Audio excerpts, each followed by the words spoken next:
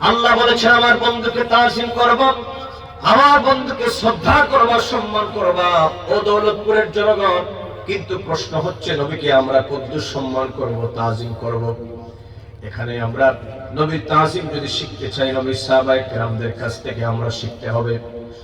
সহিহ বুখারীতে এসেছে বাবু শুরুতি ফিল জিহাদ, এই অধ্যায়ের মধ্যে একখানা নম্বর রওয়ায়াত এসেছে আল্লাহর হাবিবের সম্মান এবং তাজিম সাহাবায়ে কেরামগণ কেমন করে করেছেন। আমার যুবকেরা সরে যাও। হযরত উরওয়া বিন মাসউদ রাদিয়াল্লাহু তাআলা নাম আপনারা শুনেছেন। তিনি তখনও মুসলমান হন নাই। হুদায়বিয়ার সন্ধির সময় তিনি মক্কাতুল মুকাররমার কাফেরদের পক্ষ থেকে আল্লাহর হাবিবের সামনে তিনি গিয়েছিলেন কাফের বেঈমানদের প্রতিনিধিত্ব করার জন্য। উরওয়া ইবনে মাসউদ রাদিয়াল্লাহু তাআলা তখনও তিনি মুসলমান হন নাই। তিনি কাফেরদের পক্ষ নিয়ে হুদায়বিয়ার সন্ধির সময় তিনি আল্লাহর হাবিবের দরবারে তিনি গমন করেছিলেন। যাওয়ার পরে তিনি আল্লাহর হাবিবের সাহাবায়ে কেরাম নবীকে কেমন করে সম্মান করেন, তাজিম করেন, সেই বর্ণনাটা তিনি বিরাট লম্বা বর্ণনা তিনি প্রদান করেছেন, যা সহিহ বুখারীতে এসেছে। হযরত উরওয়া ইবনে মাসউদ রাদিয়াল্লাহু তাআলা হুদায়বিয়ার সন্ধির পরে তার গোত্রের কাছে গিয়ে বলেন, ও আমার গোত্রের লোকেরা শোনো, তোমরা যে শুধু বলো মুহাম্মদ সাল্লাল্লাহু আলাইহি ওয়াসাল্লাম এবং তার সাহাবায়ে কেরাম, তোমাদের কি কোনো আইডিয়া আছে সম্পর্কে?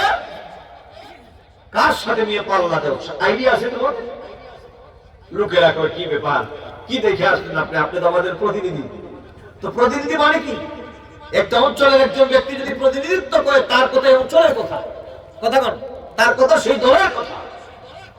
এখন তিনি বলতেছেন, শোনো আমি দেখে আসলাম। কি দেখে আসলাম? সহিহ বুখারীতে এসেছে তিনি প্রত্যেকটা কথার শুরুতেই আল্লাহর নামে তিনি কসম খেয়ে বলেছেন, তার পুরো কথার মধ্যে বিন্দু পরিমাণ সন্দেহের কোনো অবকাশ নাই। আল্লাহু আকবার, আল্লাহু আকবার। হযরত উরওয়া ইবনে মাসউদ রাদিয়াল্লাহু তাআলা তিনি এক আবেগময় বর্ণনা দিয়েছেন, যা সহিহ বুখারীতে এসেছে এরকম।